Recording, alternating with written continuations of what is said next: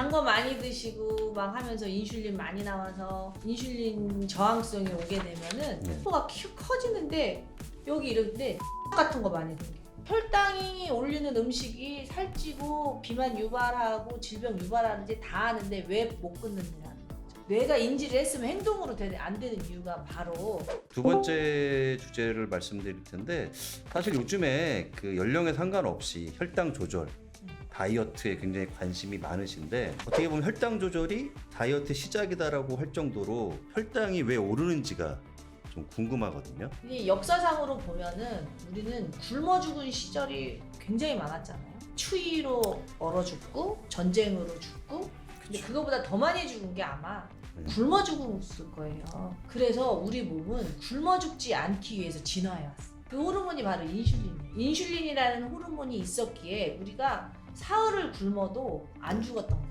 우리가 음식을 많이 먹었을 때 활동 에너지로 쓰고 남은 에너지를 저장하는 호르몬이에요. 저장. 이 저장 호르몬이 없었더라면 우리는 한 끼 먹고 다음 끼에 먹을 것을 못 구하면 죽어야 돼요. 근데 인슐린이 있었기 때문에 우리는 한 달을 굶어도 안 죽을 수 있었던 거죠. 사실 혈당이 오르는 건 우리가 많이 먹기 때문이에요. 영양 과잉 그렇죠. 그런 거예요? 뭐 탄수화물이 차고 넘치잖아요. 가속 노화라고 해가지고 젊은이들이 빨리 노화되고 있다라고 하는 이유가 바로 이 혈당 관리 때문이죠. 제가 말씀드리고 싶은 핵심은 포도당이 혈액 속에 너무 많은 것을 혈당이 오른다 이렇게 표현을 하잖아요. 혈당은 항상 100 정도 돼야 되는데 100보다 높은 거 이게 문제잖아요. 사람들이 다 알아요. 단 거 먹으면 안 좋다는 거 다 알아요. 근데도 단 걸 끊을 수 없단 말이에요. 왜 그러느냐 이게 문제죠. 나쁘다는 걸 알았으면 케이크 먹으면 살쪄 안 먹어야 되잖아요. 콜라 먹으면 살쪄 안 먹어야 되잖아요. 근데 나도 모르게 먹잖아요. 먹고 후회하고 다이어트에 실패하는 이유잖아요. 왜 그러냐 이거예요. 혈당이 올리는 음식이 살찌고 비만 유발하고 질병 유발하는지 다 아는데 왜 못 끊느냐는 거죠. 뇌가 인지를 했으면 행동으로 안 되는 이유가 바로 또 다른 호르몬 코티솔의 작용이라는 거죠. 제 말은. 코티솔이 언제 나오는 호르몬이냐면 스트레스 때문에 나오는 호르몬이에요. 생존을 위해서 나오는 호르몬이 코티솔인데 코티솔이 하는 일은 우리 몸을 살게 하는 호르몬이거든요. 자, 여기서 산다는 게 뭐냐면 몸의 입장에서 보면 뇌가 사는 거예요. 뇌가 죽으면 다 죽으니까. 코티솔은 어떤 일을 하냐면 우리 몸에 있는 모든 자원을 녹여서 뇌로 포도당을 바치는 호르몬이에요. 뇌는 물론 지방도 에너지로 쓰긴 하지만 그건 아주 급할 때 아니면 잘 안 쓰고요. 뇌는 포도당을 제일 잘 써요. 그래서 왜 당 떨어지면 짜증난다고 하잖아요. 근데 옛날에는 뇌가 포도당을 먹고 그리고 근육이 포도당을 쓰는 일을 많이 했죠. 생존에 있어서 뛰어서 도망가거나 맞서 싸우거나 또는 숨거나 이런 거잖아요. 스트레스 반응이. 그럴 때 포도당 소모가 많았는데 요즘에 와서 스트레스를 받은 사람들이 숨을 수 있어요? 참고 앉아있어요. 그러니까 혈당을 쓸 일이 없는 거죠. 스트레스를 받아서 혈당이 올랐는데 쓸 곳이 없어서 이 혈당을 우리 몸이 다시 지방으로 전환을 하는 거죠. 그래서 살이 찌는 거죠. 그리고 스트레스를 딱 받으면 뇌가 좋아하는 포도당을 먹으라고 명령을 해요. 나도 모르게 단 걸 먹게 돼요.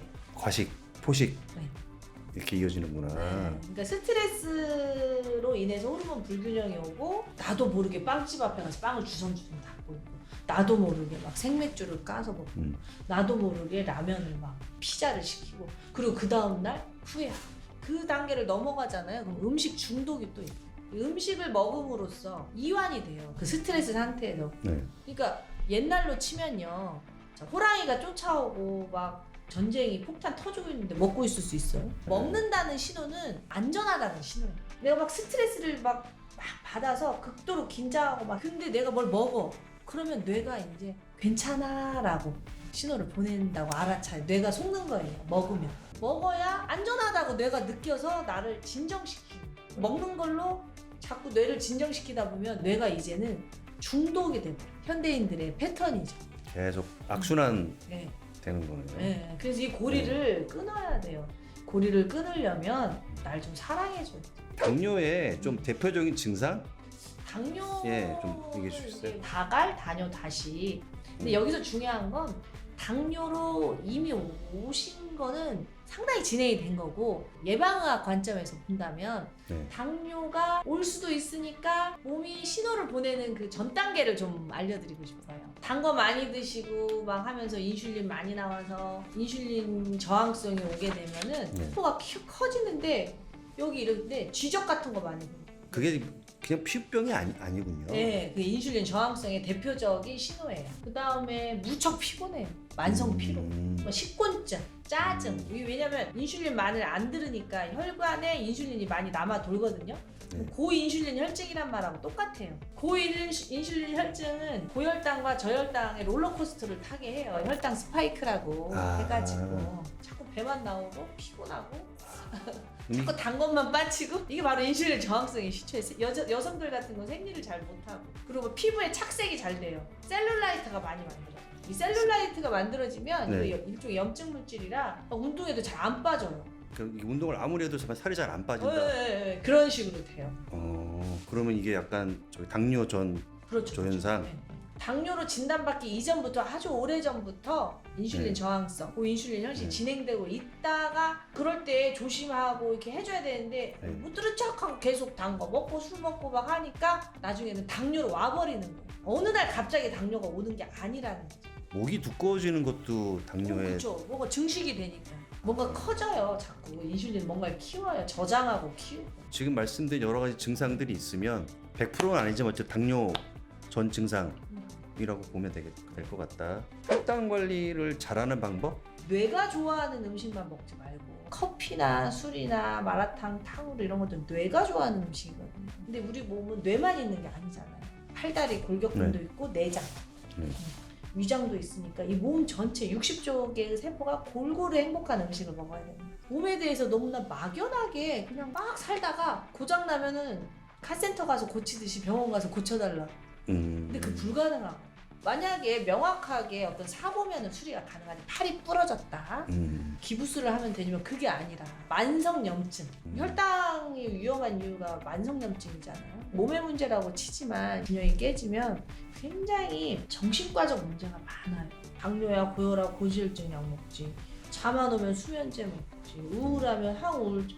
그래서 이렇게 몸이 보내는 신호, 마음이 보내는 신호를 잘 알아차리지 못하고 그냥 약으로 어떻게 되겠지 하고 드시다 보면 6, 70 넘어서 약이 이만큼. 근데 그 약으로도 행복해지지가 않아요. 저는 제일 중요한 게 스트레스 관리인 것 같더라고요. 좋은 음식 먹고 좋은 사람들하고 운동하고 맛있는 대화하고 또 자기 성취 이루면서, 이거 아주 너무 중요하지만 그게 잘 안 되는 이유가 바로 스트레스. 전 제일 중요한 게 스트레스 관리인 것 같아요. 스트레스 안 받을 순 없어요. 스트레스를 받는다 하더라도 그 스트레스가 내 성장의 동력이 되게 관리하라는 거죠. 스트레스에 늪에 빠져버리면 안 된다는 거예요. 그 스트레스를 받고 이런 부분 내가 몰랐네, 이런 부분 내가 결핍이 있네, 알아차리고 그 부분을 보완하면서 나를 다독이면서 회복 탄력성을 가지고 가는 삶하고, 스트레스를 받으면 움츠려들고 피하고 이렇게 사는 거하고는 엄청나게 다르다는 거죠. 스트레스를 받았을 때 내가 왜 이런 스트레스를 받지? 나를 좀 관찰하고, 스트레스 받아? 스트레스 풀어야 돼 하면서 술 먹고 단 거 먹고 마라탕 먹고 탕후루 먹고 이렇게 풀면 안 된다는 거죠. 저희 구독자분들한테 마지막으로 좀 하시고 싶은 얘기가 있으시면. 몸이 보내는 신호, 마음이 보내는 신호를 알아차리셨으면 좋겠어요. 늘 관찰하셨으면 좋겠고, 몸이 보내는 신호는 우리를 살리려고 하지 결코 우리를 괴롭히거나 죽이려고 하는 게 아니다. 몸은 끝까지 최선을 다하고 있다. 그런 얘기를 좀 드리고 싶어요. 당신의 라이프 모멘텀을 응원합니다.